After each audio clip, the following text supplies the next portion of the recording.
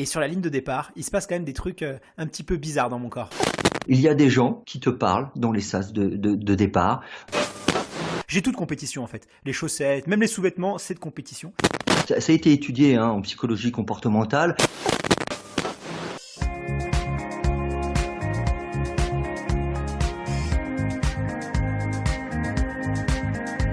Bienvenue sur le podcast Dans la tête d'un coureur, l'émission de ceux qui souhaitent optimiser leur entraînement et leur préparation mentale pour faire moins d'erreurs et être plus performants. Chaque semaine, venez discuter sport, entraînement et psychologie du coureur avec deux passionnés qui le vivent au quotidien. Bonjour à tous et bienvenue dans le podcast Dans la tête d'un coureur. Aujourd'hui, on va parler dans l'émission d'un sentiment bien connu chez les sportifs. Ce sentiment, c'est le stress. Et c'est un état qui, de manière générale, est souvent mal vécu par le coureur. Pourtant, on va voir que ça peut être un puissant stimulant indispensable à la performance. Mais avant de parler crise d'angoisse, je vous propose d'accueillir le Dalai Lama de la course à pied, le Bouddha des vestiaires, notre bien-aimé Fred. Fred, comment ça va ? Écoute, moi ça va très bien, je suis très heureux de te retrouver et de retrouver toutes nos auditrices et auditeurs. Mais là je me sens flatté et avec un peu de pression du coup, avec la belle description que tu as fait de ma voix. Oh il faut pas avoir la pression, Fred. Tu sais que tu as une voix très douce et très apaisante qui, à mon avis, est plutôt efficace pour lutter contre le stress.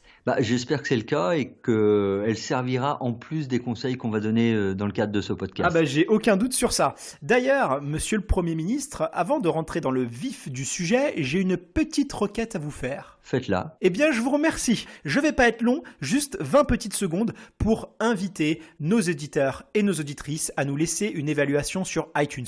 Et même, pourquoi pas, s'ils en ont l'envie, à nous laisser un petit commentaire. On lit tout et ça fait toujours plaisir. Voilà, c'est extrêmement important, ça nous aide à mieux ressortir dans les rankings. Et puis, n'hésitez pas aussi à vous abonner si vous utilisez Spotify ou Deezer. Voilà, c'est tout, j'ai fini. J'ai pas été long ? Alors, j'ai pas compté, je sais pas s'il y a eu 20 secondes ou un tout petit peu plus, mais tu as utilisé le temps qui t'était imparti à bon escient, donc rien à dire. Génial. Écoute, je te propose de rentrer dans le vif du sujet et dans le thème de l'émission d'aujourd'hui, à savoir le stress. Et du coup, ma première question, est-ce que toi tu stresses Fred ? Alors moi je pense pas être plus stressé que ça, tu vois, j'ai la petite boule au ventre avant le départ d'une course, un peu comme tout le monde je pense, et toi ? Ouais, comme toi, j'ai pas forcément l'impression d'être quelqu'un de plus stressé qu'un autre. En tout cas, c'est l'impression que j'ai. Mais on va dire quand même que la veille d'une course et sur la ligne de départ, il se passe quand même des trucs un petit peu bizarres dans mon corps. Des choses bizarres, c'est-à-dire, tu peux un peu nous expliquer ? Des choses bizarres, je sais. Comment illustrer ça ? Tu vois, je suis pas quelqu'un qui est extrêmement organisé. En tout cas, je suis pas maniaque. Mais la veille d'une course, généralement vers 17h30, 18h, je me mets en mode militaire. C'est-à-dire que je vais préparer mon sac de sport de manière extrêmement organisée. Je vais prendre mon débardeur de compétition. Oui, parce que j'ai un débardeur de compétition. Je vais le plier d'une certaine manière. Je vais le ranger d'une certaine manière dans mon sac. Je vais aller chercher mes chaussures qui sont complètement sanctuarisées parce que c'est mes chaussures de compétition, il faut le savoir. Hein. J'ai toute compétition en fait. Les chaussettes, même les sous-vêtements, c'est de compétition.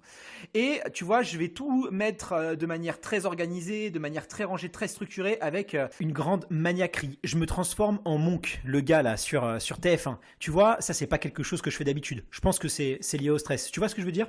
Alors, c'est pas tout à fait du stress, tu vois. En fait, ce que tu fais, c'est un ensemble de rituels pour te rassurer, pour te donner l'impression que tu as une prise sur les événements. Ça a été étudié en psychologie comportementale et on appelle ça la pensée magique. En fait, tu te dis, tu prenais l'exemple de ton débardeur, si je le plie de telle manière ou si je mets tel débardeur et je le prépare comme ci, comme ça, il va se passer ci, il va se passer ça. En fait, tu fais une projection et tu te sécurises. On peut pas vraiment dire que ça soit du stress à proprement parler. Déjà, je suis content de savoir que je suis pas bizarre et qu'on est nombreux à faire ça. Mais par contre, il y a un truc qui doit être du stress, c'est au moment de me coucher. Quand je m'endors en fait, donc j'essaye à chaque fois, comme souvent les courses c'est le dimanche matin à 9h, la veille j'essaie de me coucher tôt pour être en forme et être d'aplomb le lendemain matin. Donc du coup, je vais me coucher vers 21h30, 22h. Et là, en fait, je vois les minutes dépasser, je vois les heures passer, j'arrive pas à dormir. Et du coup, je me dis, si j'arrive pas à dormir, je vais être fatigué pour ma course et je vais être moins performant. Donc ça me stresse encore plus. Et là, c'est nuit blanche. Et je me dis, il me reste plus que 2 heures, il me reste plus que 3 heures avant ma course. Et à chaque fois, les nuits d'avant-course, c'est catastrophique. Je dors pas, quoi. Parce que je suis stressé. Alors là, déjà, je vais te rassurer parce que c'est très courant. En fait, ce que tu vis là, c'est vraiment quelque chose qui est plutôt banal dans le monde sportif. sportifs. Il y a une étude qui a été faite sur des sportifs allemands. Donc on n'a pas d'études sur des sportifs français, mais on va considérer que c'est la même chose. On est bien d'accord. Bah, ils mangent peut-être plus de saucisses, mais sinon oui, c'est la même chose a priori. Voilà, exactement. Et du coup, l'étude, elle nous montre que presque 66% des athlètes sondés déclarent avoir une mauvaise nuit la nuit qui précède la compétition. Et ça a été corroboré par une étude australienne également. Là aussi, on peut considérer que les sportifs australiens sont tout à fait comparables aux sportifs français et allemands. Ils boivent peut-être plus de bière. Quoique les Allemands, c'est pas sûr, mais... Plus que les Allemands, c'est pas sûr. Plus que les Français, certainement. Et du coup, cette étude dit exactement la même chose, qu'en fait, on a une proportion qui est autour de 66% d'athlètes qui passent de mauvaises nuits la veille de la compétition. Donc, clairement, tu es dans une norme très très très majoritaire. D'accord, ça a beau être courant, mais j'y laisse quand même de l'énergie, forcément. Donc, je suis quand même moins compétitif à mon avis, puisque j'ai pas fait une bonne nuit de sommeil avant. Pas du tout, en fait. Parce que les études, elles ont été un peu poussées. Il en a été déduit que pour vraiment avoir un impact sur la performance, sur un effort aérobique, qui est l'effort d'endurance tel qu'on le pratique en course à pied, il faudrait que tu aies une privation de sommeil de 36 heures. Tu vois, c'est énorme. Déjà, sur une nuit, tu n'arrives pas à avoir un tel retard. Donc du coup, si tu as eu un cycle normal de sommeil les 15 jours précédents, tu n'as aucune inquiétude à faire. Et en plus, je vais te le dire clairement, tu as l'impression que tu dors pas, mais en fait, tu es allongé dans ton lit, tu ne fais rien, tu as les yeux fermés. Donc déjà, quand même, tu te reposes. C'est pas comme si tu étais en train de bosser toute la nuit. Tu es là, tu es allongé. Alors, tu as l'impression que les minutes, les heures découlent sans que tu trouves le sommeil, mais en fait, tu as des petites phases de sommeil intermittentes. Et du coup, ça n'a aucun impact sur ta performance. Et on n'est pas encore vraiment dans le stress, même si on peut le lier au stress, on n'est pas encore vraiment dans la situation de stress telle qu'elle est caractérisée. Bon, du coup, si je t'écoute, c'est cool parce que je suis pas stressé et que tout va bien, tout est normal. Mais c'est quoi, du coup, le stress pour toi? Comment tu peux m'expliquer qu'est-ce qu'est le stress et comment... Je vais être franc, tu peux pas te tromper. Crise de stress, t'as les mains moites, les jambes flageolantes, le cœur qui bat la chamade. Tu vois, là, t'es en plein dans un phénomène stressant. Et plus précisément, tu es dans une phase d'alerte qui est la première phase de stress. Donc, je sais pas si déjà ces éléments-là tu connais. Tu vois, tu es là, pam pam pam, le cœur il fait bam bam, tu as l'impression que tout va exploser. C'est exactement ce que je ressens quand je suis sur la ligne de départ, dans le sas de départ. C'est vraiment très désagréable, mais j'ai ce sentiment de cœur qui bat, les mains qui deviennent moites. J'ai vraiment l'impression de monter limite en tachycardie. Et on sait que c'est pas bon d'avoir le cœur qui bat trop vite quand tu dois courir, parce qu'au contraire, il faut plutôt qu'il soit régulier. Donc ça m'inquiète encore plus. Je me mets à paniquer. C'est ce que tu décris, je l'ai dans le sas de départ, 2 minutes avant de partir. Alors là je te rassure, parce que tu me dis que c'est pas tout à fait normal d'avoir le cœur qui bat la chamade comme ça avant.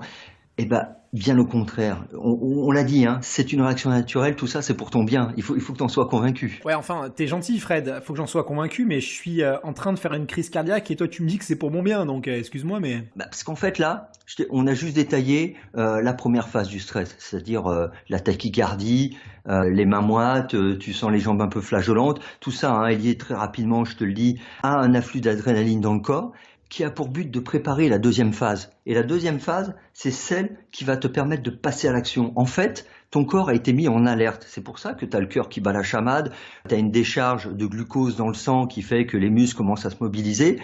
Tout ça, c'est pour préparer la suite. Et la suite, c'est la réaction. Je pars, je combats, je vais au combat ou je fuis. D'accord, donc j'ai décidé de combattre et je passe à l'action. Qu'est-ce qui se passe après? Quelle phase je vais rencontrer ensuite? En fait, c'est la phase d'action. Le corps commence à se calmer un peu pour justement préparer la réaction et tu as notamment la libération d'endorphines dans le corps.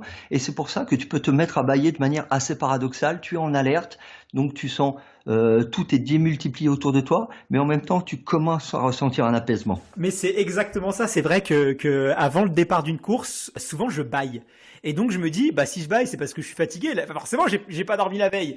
Donc en fait, non, c'est parce que mon corps il se relâche et c'est plutôt un bon signe. Du coup, si je bâille, ça veut dire que mon corps il a passé la phase d'alerte et que je suis là maintenant dans la deuxième phase. Exactement, c'est tout à fait normal. En fait, là, ton corps il est prêt à agir et à faire face à la situation. Donc Vraiment, tout le monde le vit et généralement on le vit assez bien. Il faut juste passer cette deuxième phase, nickel. C'est dingue quand même ce qui se passe dans notre corps. J'ai bien compris qu'en fait, le stress, c'était simplement mon corps qui se mettait en alerte et qui allait chercher en lui toutes les ressources naturelles pour me permettre de dupliquer mes forces et faire face à la situation. Puis ensuite, quand toutes les ressources ont été dégagées par mon corps, finalement, il va se relâcher et c'est pour ça que je vais bâiller et là, je vais être d'aplomb pour partir. Moi qui pensais que j'étais plus stressé et que je stressais même beaucoup plus que la majorité des sportifs, bah en fait, c'est rassurant. Ça veut dire que mon corps, en fait, il fonctionne très bien, quoi. Ce qu'il faut bien comprendre avec le stress, c'est que l'importance de la crise, on va dire, entre guillemets, la crise, hein, elle n'est pas liée à l'intensité du stimuli. C'est une réaction très personnelle.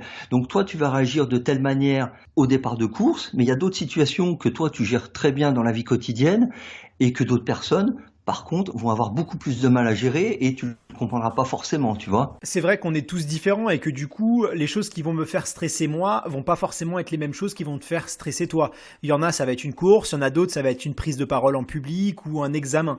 Maintenant, c'est vrai que quand on voit les champions et les élites dans les sas de départ, t'as l'impression qu'ils sont pas du tout stressés, quoi. C'est impressionnant. Ça, c'est l'impression que tu as, mais détrompe-toi. En fait, tous ces grands champions qu'on croise, que ce soit dans les sas ou même quand tu les vois à la télé, ils ont du stress. Mais seulement eux, ils savent que c'est naturel et qu'ils peuvent s'en servir. C'est un peu comme l'acteur. L'acteur qui monte sur scène, il a le trac. Et ben le trac, c'est le stress de l'acteur tout simplement. Et tout le monde le vit. Mais certains savent bien l'utiliser. Ok, je comprends. Le stress, c'est le même chez un champion et chez un débutant. La seule différence, c'est que le premier, il a appris à beaucoup mieux le gérer. Après, évidemment, le champion, il le subit quand même, le stress, mais c'est une question de gestion. Alors, effectivement, ils le subissent comme nous, mais on retrouve là le but premier du stress, c'est nous aider à nous surpasser, en fait. La différence qu'on peut avoir, que ce soit les athlètes de haut niveau ou les acteurs, puisqu'on en parlait, c'est qu'en fait, eux, ils ont bien compris que le stress était là pour booster leur performance. Tu comprends ? Ouais, je comprends, mais du coup, c'est vrai que moi, je subissais assez ce stress et même, je vais te dire, je savais pas que c'était quelque chose qui finalement allait m'aider. Et moi, j'avais plutôt envie de fuir, j'avais plutôt même envie de partir. Alors, je partais pas, mais plein de fois, je me suis dit, allez, j'ai un peu mal, j'ai ci, j'ai ça, je mets le clignotant et je rentre chez moi. Heureusement, je l'ai pas fait. Déjà, je te félicite de pas partir parce que ça laisserait une trace un peu difficile en toi qu'il faudrait gérer derrière. Et puis, ton entraîneur serait pas forcément très content d'avoir un athlète qui prend la fuite comme ça. Parce qu'en plus, tu sais, le monde de l'athlète est petit, on se foutrait de lui. Et donc, je te remercie pour lui. Et de manière plus sérieuse, c'est qu'en fait, quand tu es en phase de stress, on l'a vu, dans la première phase, donc te met en alerte, et la deuxième, elle t'offre deux solutions. C'est soit l'attaque, soit la fuite. Donc, à un moment, effectivement, tu te poses cette question et elle est naturelle. Mais tu as des moyens de gérer ça, en fait. Ok, je peux gérer ça. Alors, imagine, je suis dans un sas de départ à 5 minutes du coup de pistolet. Qu'est-ce que je peux faire pour gérer ça ? C'est quoi mes solutions ? Quand la crise est là, tu peux la gérer avec la respiration. Ça paraît un peu bateau ce que je vais te dire, mais la respiration profonde, la respiration ventrale t'apaise parce que déjà tu ralentis à nouveau le rythme cardiaque et même en ayant un état d'activation très important, tu commences à ralentir un peu les choses pour avoir une bonne appréciation des choses. La deuxième technique que tu peux avoir, c'est tu positives, tu relativises. Tu es dans un sas de départ, ce n'est qu'une course en même temps. Donc, quoi qu'il arrive, voilà, tu es là, tu es arrivé bien entraîné, tu y penses, tu relativises, tu positives. La troisième technique, et je suis sûr que tu l'as rencontrée également, c'est l'autodistraction. Il y a des gens qui te parlent dans les sas de départ. Ils vont te demander, bah tiens, et toi tu vises quoi, tatati. En fait, ce sont que des gens qui sont stressés et ils trouvent une technique de détourner ce stress. Et du coup, ils se distraient eux-mêmes. C'est un peu comme les grands champions. On va en prendre un, Usain Bolt. Il arrive, il fait souvent son show. Il faisait, parce que maintenant il est à la retraite, souvent son show avant les courses. Il a beau avoir un tempérament showman, ça lui sert aussi à sortir un peu de cette situation de stress. C'est une technique, c'est l'autodistraction, c'est très fort également. D'accord.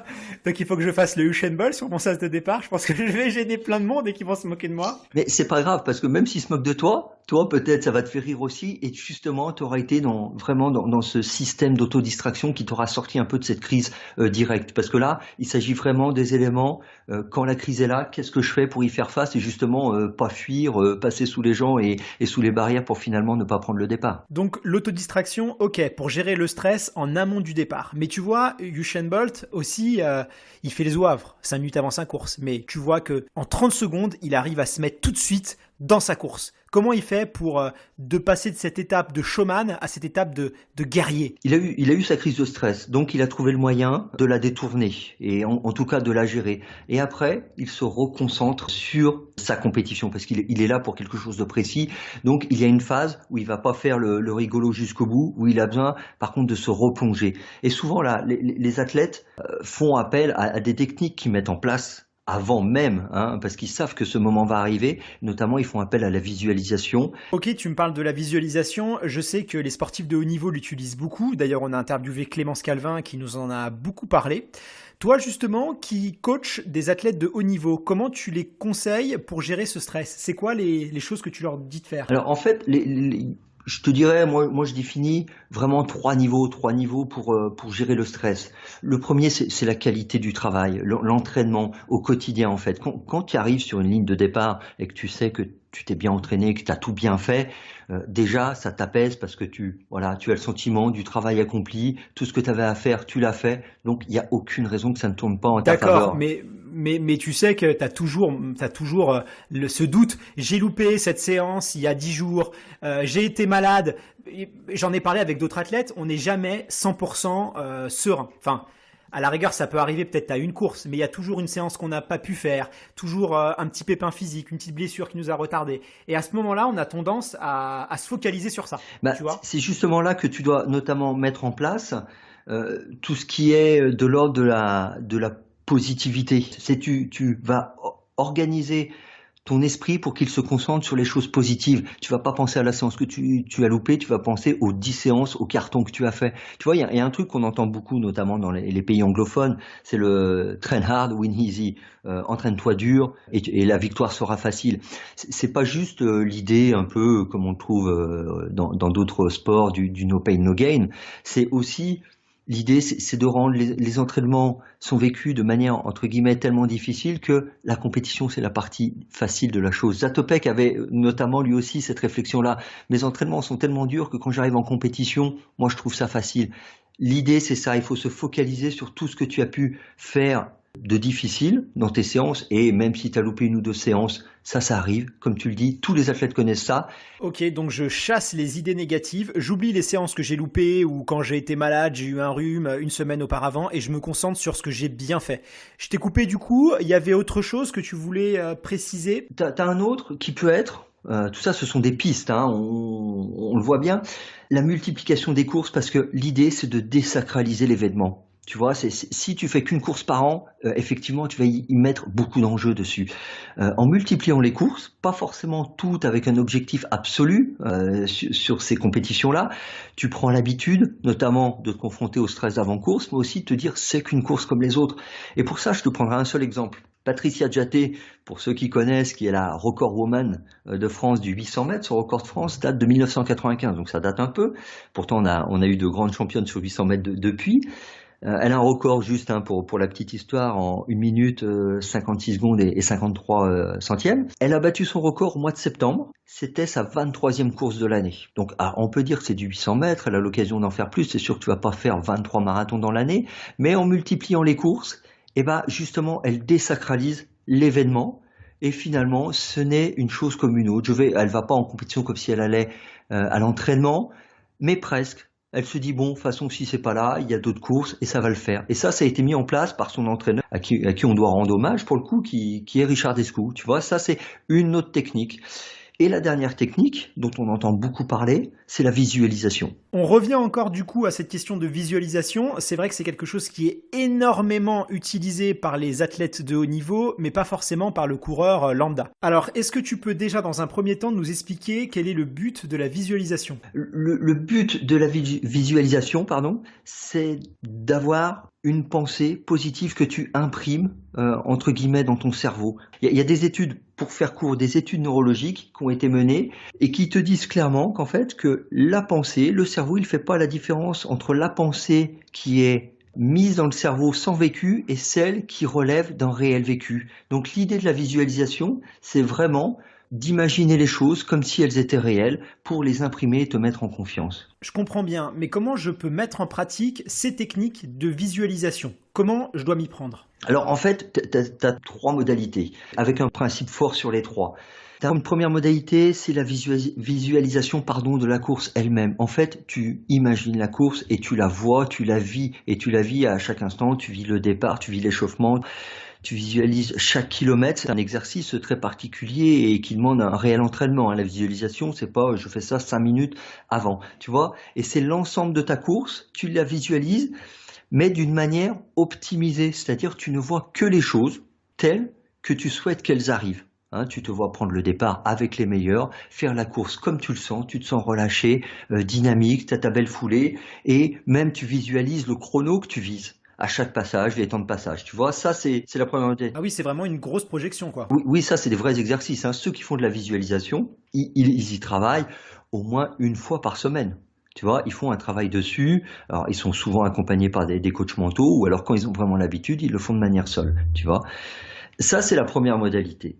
Tu as une deuxième modalité qui est une visualisation de victoire un peu plus abstraite, parce que certains, lorsqu'ils font la visualisation de la course elle-même, ils ont tendance à faire la course avant. Souvent, on l'entend dans certains sports, j'ai fait le match avant qu'il ait lieu, ou j'ai fait la course avant.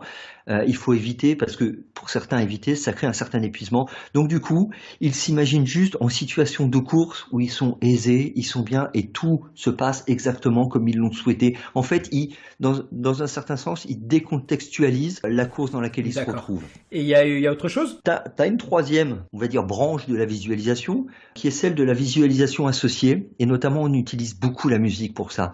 Tu le travailles souvent avec un coach, un préparateur mental. Tu as un son ou une musique que tu écoutes, et en même temps, on te demande d'associer à ce son-là des souvenirs ou des moments agréables et de les vivre pleinement, tu vois. Et c'est pour ça notamment que tu vois beaucoup de sportifs qui ont les écouteurs. C'est à la fois, comme on l'a dit, peuvent être dans une tactique d'autodistraction. J'écoute de la musique, comme ça j'écarte un peu le stress, mais c'est aussi des sons sur lesquels ils ont travaillé. Donc ils les écoutent, et de manière automatique, non contrôlée, vu qu'ils l'auront beaucoup travaillé à l'entraînement, ça va les mettre dans un état de bien-être et d'optimisation de performance. Mais c'est vrai que moi j'ai mes sons, ma playlist de départ, et il y a des musiques que j'aime bien écouter avant le départ, tu vois. J'ai mes petits rituels aussi comme ça, où j'ai ma musique qui va me mettre dedans. Donc en fait je le savais pas, mais c'est un truc de pro, quoi.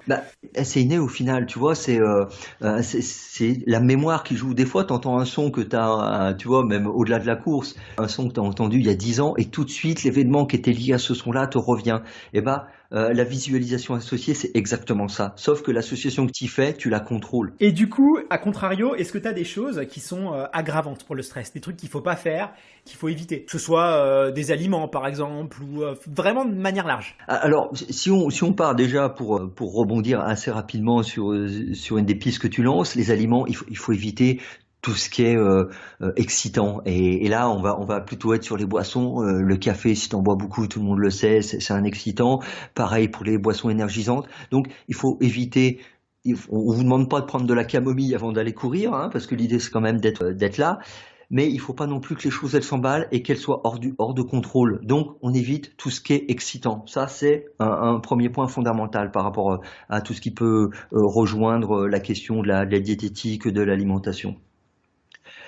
L'autre point que tu peux avoir, et ça a été mis vraiment en exergue par Hubert Ripoll, qui est un psychologue préparateur mental, qui a travaillé avec une quinzaine d'athlètes de haut niveau, c'est la motivation que tu mets dans la tâche que tu vas accomplir.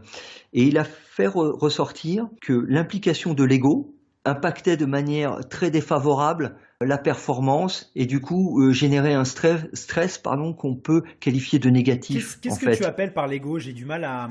Tu peux développer un peu? C'est quoi pour toi l'ego du sportif, du grand sportif ou même du sportif amateur? Alors du coup, je vais l'expliciter avec un cas précis qui nous est rapporté par Ripoll, qui est celui d'un tireur au pistolet en compétition. En fait, cette personne avait un but absolu, il marque des points alors à chaque fois qu'il touche la cible, et il avait une sorte d'absolu, de Graal qu'il voulait atteindre, c'est les 600 points en compétition. Tant qu'il a eu cette motivation-là, il a été champion olympique, il a été multiple champion du monde. Et à un moment, avec toute cette réussite, sa motivation, elle a changé, et il s'est présenté à une autre Olympiade avec la motivation juste d'être meilleur que les autres. Tu vois, il a déplacé, il était plus dans une quête d'absolu, mais il a introduit son ego en se comparant aux autres et en mettant une sorte de jugement par rapport à ses autres concurrents et il est passé totalement au travers de ces JO. Donc, en fait, il faut poursuivre les choses pour soi-même et on va dire entre guillemets, souvent on parle de la notion de plaisir. En sport, c'est exactement ça. Tu vois, tu as une quête d'absolu quand tu cours, notamment si tu cours le marathon. Si tu te présentes à une course juste pour battre ton voisin ou parce que tu as tes parents qui sont venus te voir et que ça te met une pression et tu veux juste bien figurer à leurs yeux, là, tu introduis une notion qui est celle du regard de l'autre et de comment moi je me représente par rapport à l'autre. Et là, ça génère du stress, pardon, qui est beaucoup plus négatif. Ouais, c'est un stress négatif et je vois ce que tu veux dire. D'ailleurs, j'avais un entraîneur, moi, qui me disait, Guillaume, il faut jamais se comparer aux autres. Tu n'es pas meilleur que les autres et les autres ne sont pas meilleurs que toi. Tu t'intéresses qu'à toi-même et finalement, tu le vois dans ces grands champions. On prenait l'exemple de Usain Bolt tout à l'heure. Usain Bolt, c'est quelqu'un qu'on peut considérer comme narcissique de certaines manières. Et il est sûrement même narcissique. Il faut être honnête. Néanmoins, il parle que de lui. C'est-à-dire que tu l'entendras jamais parler de Gatlin ou parler de ses adversaires. Il s'en moque, il n'existe pas pour lui. Il est focalisé sur sa performance personnelle. Et du coup, il y a pas d'adversaire, il y a rien qui compte, il est focus sur lui-même. Je pense que c'est une vraie force et c'est ce qui fait sûrement que c'est un grand champion. Qu'est-ce que tu en penses ? C'est exactement ça, parce qu'en même temps, il fait sortir tout ce stress négatif qui va être de l'ordre, comme on disait, par rapport à l'ego, du jugement de la personne elle-même. Là, le seul juge, c'est lui, et la seule personne qui est en cause, c'est lui-même. C'est pas vis-à-vis du monde, vis-à-vis de ses adversaires. C'est pas de la prétention, c'est pas forcément du narcissisme dans le côté négatif de la chose. C'est vraiment, moi, je considère que je suis en compétition contre moi-même. Et du coup, tu t'évacues toute une pression parce que l'idée, c'est de faire mieux que ce que tu as déjà fait. Donc déjà, tu as un référent qui est assez positif parce que c'est ta propre performance.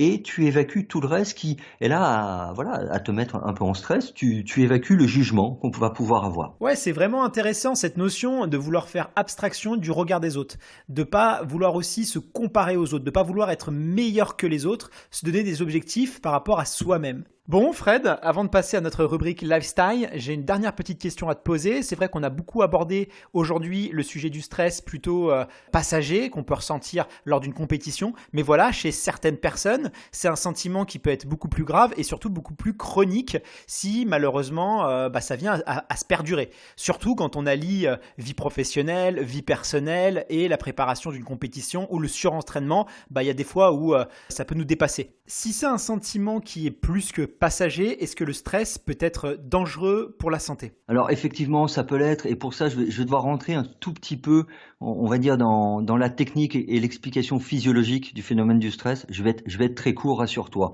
En fait, on a une première phase, on l'a vu, qui est une phase qui fait intervenir les hormones, l'adrénaline et la noradrénaline. On l'a vu, c'est augmentation de la pression artérielle, tachycardie. Et en fait, tous ces phénomènes perturbent ce qu'on appelle l'homéostasie. L'homéostasie, c'est le mot qui désigne le bon fonctionnement de l'ensemble de l'organisme. Et pour rétablir cette homéostasie, dans une deuxième phase, le corps va faire appel à du cortisol qu'il produit lui-même. Mais ce cortisol a d'autres effets, parce qu'il augmente la glycémie, il inhibe certaines réponses immunitaires, c'est-à-dire que des fois on voit que les gens très stressés tombent plus souvent malades. Ça s'explique notamment par l'intervention de la cortisol.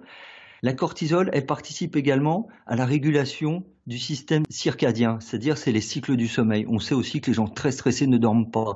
Et là, tu comprends tout à fait les risques à être quelqu'un de trop anxieux, trop stressé. Sur le long terme, ça peut être néfaste. D'où l'intérêt de mettre en place toute une batterie de systèmes de prévention comme on l'a vu. Ok, en effet, c'est important de le préciser, Fred, parce que évidemment, le stress n'est pas une maladie en soi, mais si son intensité est très forte ou que c'est un sentiment qui vient à durer, ça peut menacer notre santé physique ou notre santé mentale. Donc, c'est quelque chose qu'il faut prendre au sérieux. Il peut y avoir des pathologies qui découlent de ça, dont le manque de sommeil ou les troubles digestifs, comme tu en as parlé. Donc, si on ressent ça, qu'est-ce qu'il faut faire, Fred ? Il faut aller voir un médecin, c'est ça ? Alors, exactement. Tu peux. Alors, le médecin saura t'orienter. Des fois, il va peut-être t'orienter vers un sophrologue, mais il faut vraiment mettre en place tous les systèmes qui te permettent de prévenir et de gérer ces crises de stress, parce que, rappelons-le, petit chiffre, 1/3 des accidents cardiovasculaires sont liés au stress. Pas forcément le stress du sport, évidemment, mais là, on parle de données médicales françaises nationales. D'accord. Et je le répète, ne pas hésiter à aller voir un médecin qui pourra nous orienter vers un sophrologue ou un chiropraticien.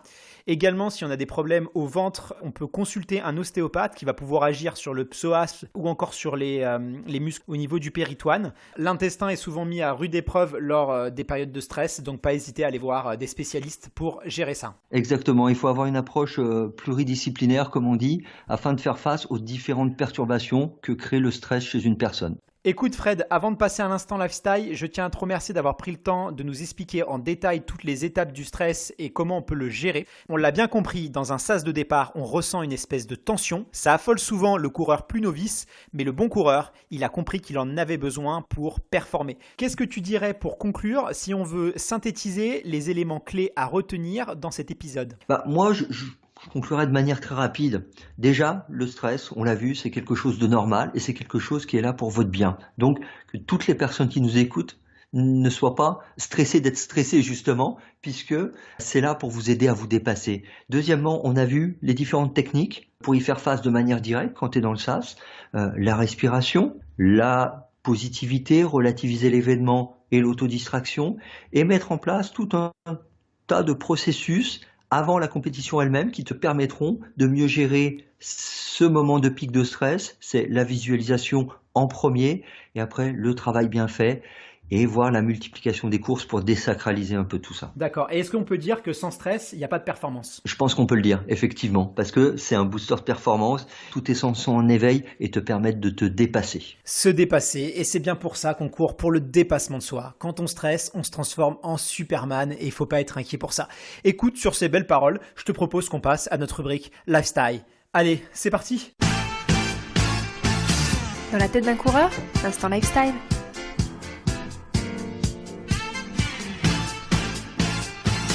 Eh ben écoute Fred, c'est le moment de passer à notre rubrique Lifestyle. Est-ce que tu as des bons plans à nous proposer aujourd'hui ? Qu'est-ce que tu as sélectionné pour nos auditeurs ? Alors moi j'ai sélectionné quelque chose que je fais, que j'ai découvert il y a pas si longtemps que ça, tu vois, il y a une petite année, qui est totalement en rapport avec le thème du podcast du jour, c'est la méditation en fait. Ça fait très tendance de dire qu'on fait de la méditation, et moi-même lorsque je m'y suis mis, on va dire, j'avais un peu une approche à reculons, en me disant bon c'est un truc limite New Age, enfin tu vois toutes les images qui tournent autour, mais je m'y suis mis et vraiment c'est efficace, et c'est efficace parce que c'est quelque chose qui t'apporte déjà du calme et te permet de te recentrer sur toi-même et de te vider l'esprit. C'est ce qu'on appelle en pensée positive le bruit permanent de ton esprit, le mental en fait, qui vient perturber tout le temps. Tu as toujours une petite idée, tu vois, même quand tu essaies de rester au calme, ça arrive. La méditation t'aide à te poser et à te centrer sur toi-même. Et c'est notamment fait à base d'exercices respiratoires qui, comme on l'a vu, nous sert aussi dans la gestion du stress. D'accord, c'est vrai que moi, tu m'en as déjà parlé de la méditation et sur le papier, ça a l'air intéressant, mais moi, je suis quelqu'un d'extrêmement hyperactif et j'ai du mal à rester concentré comme ça pendant plusieurs minutes. Donc, il faut que je m'y colle. Je sais qu'il faut commencer, voilà, si vous êtes un petit peu comme moi, très hyperactif et que vous avez des soucis de concentration, n'hésitez pas à commencer par 2 ou 3 minutes et puis après augmenter progressivement. Toi, tu fais ça quand ? Tu fais ça le matin ? Tu fais ça le soir ? Alors moi, je fais ça le matin au réveil, parce que ça m'aide à bien lancer ma journée, tu vois, et je le fais pas très longtemps non plus, parce qu'on a tous des journées très très chargées, et je suis comme toi, c'est pas un exercice qui est naturel pour moi, donc j'ai commencé par 2-3 minutes, maintenant je suis arrivé à une dizaine de minutes, et je me tiens vraiment à ce temps, parce que je sais que si j'augmente, je pourrais pas le faire de manière régulière, tu vois. Donc c'est vraiment important de s'y mettre, mais de s'y mettre dans des conditions qui te permettent de le réaliser vraiment et de pas le vivre comme une contrainte. D'accord. Et quand on parle de méditation, c'est important de préciser qu'il s'agit, en tout cas toi en l'occurrence, mais tu vas nous le préciser, de méditation laïque, et qu'il y a rien de spirituel ou de religieux derrière ça. Il y a pas besoin d'être croyant. On est plutôt dans une phase de concentration, de relâchement, mais la religion n'a rien à voir là-dedans en fait. Alors exactement, c'est certains mouvements spirituels adoptent la méditation dans leur cadre d'expression de foi, mais la méditation à la base c'est pas du tout ça. Ce sont simplement des exercices de relaxation et de recentrage de la personne sur elle-même et sur leur souffle notamment. C'est évacuer tous les bruits extérieurs et même ceux qu'on crée nous-mêmes. Et est-ce que tu conseilles une application, une vidéo peut-être sur YouTube, si on s'y connaît pas dans la méditation et qu'on a envie de commencer, on peut se tourner vers quoi ? Alors, il y a une application qui est très bien faite, qui s'appelle Méditer comme un petit bambou. Le terme en plus enfin le nom de l'application est très sympa et qui vous accompagne pas à pas. En fait, c'est-à-dire que tout de suite, vous ne commencez pas par de longues méditations de 10-15 minutes. Il y a toute une phase de méditation guidée au début où on vous explique comment ça fonctionne. Une voix qui vous guide et qui vous explique ce que vous avez à faire et qui vous explique également, parce que ça il faut bien le dire à tous ceux et toutes celles qui nous écoutent, que dans les 10 minutes, à un moment, on va avoir des idées qui nous traversent l'esprit et ce n'est pas grave, c'est normal et ça fait partie de l'exercice. D'accord. Et ça, c'est disponible sur iPhone, Android et sur les plateformes de téléchargement d'appli. Exactement, en accès libre. Et bah du coup, on mettra sur Instagram et sur Facebook un lien en stories. D'ailleurs, on enregistre la stories sur l'Instant Lifestyle, donc vous pouvez le retrouver sur notre page Instagram. N'hésitez pas à aller nous rejoindre sur les réseaux sociaux. Donc voilà. Bah écoute, Fred, je vais m'y mettre. Et puis et on débriefera après avec les auditeurs. Je vous dirai un petit peu comment ça s'est passé, si j'ai réussi ou pas. On verra. Écoute, mais je vais me lancer sur le petit bambou là. Redis-moi le nom de l'appli. C'est Méditer comme un petit bambou. Méditer comme un petit bambou. Je vais télécharger l'appli et on aura l'occasion d'en reparler. Et toi, donc, quel est ton lifestyle du jour? Eh ben écoute, moi, je vais être comme toi, je vais rester un petit peu dans le sujet du stress, parce que tu nous as parlé de la nuit de sommeil. Tu nous as dit, voilà, quand on est stressé, on avait tendance à moins bien dormir. Et donc du coup, bah, souvent quand on dort mal la nuit, le réveil est compliqué. Et moi, alors c'était pas forcément lié au stress, mais j'avais pas mal de difficultés à me réveiller le matin, notamment pour aller courir. Je me lève assez tôt le matin pour aller courir, parce que c'est plus pratique dans ma vie professionnelle d'aller courir le matin. Et avoir un réveil très bruyant, très agressif, c'était pas l'idéal. Le bip bip qui te fait tout de suite monter à 180 de pulsations cardiaques, c'est ça, hein? Exactement. Bah, qu'est-ce que je faisais? Je l'éteignais et en fait, j'allais pas courir. Donc, c'était catastrophique.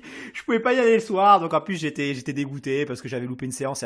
Et vous savez très bien, si vous êtes coureur, qu'il y a rien de pire que louper une séance. Ça vous met le moral dans les chaussettes. Donc, j'ai décidé de prendre les choses en main et j'ai découvert des réveils par luminothérapie. Qu'est-ce que c'est? En fait, c'est des simulateurs d'aube. C'est un réveil qui, au lieu de nous envoyer un son qui est bruyant, qui est stressant et qui va nous réveiller, en fait, on peut être dans une phase de sommeil profonde, peu importe la phase où on est. On met une horaire, ça va nous réveiller à ce moment-là. La luminothérapie, c'est pas ça. Vous allez mettre une tranche horaire. Moi, en l'occurrence, c'est une demi-heure. Et pendant ces une demi-heure, vous allez avoir un simulateur d'aube. Donc, la lumière va être plus ou moins puissante en fonction. Et quand vous êtes dans un cycle léger de sommeil, eh ben, ça va vous réveiller. Du coup, ça va être beaucoup plus en douceur. Et alors, il faut s'habituer parce que au début, c'est déroutant. On n'a pas l'habitude d'être réveillé comme ça. Et puis surtout, il faut savoir que on peut pas mettre d'horaire précise. On sait jamais. Faut avoir des fois, vous êtes réveillé plus tôt. Des fois, vous êtes réveillé un petit peu plus tard.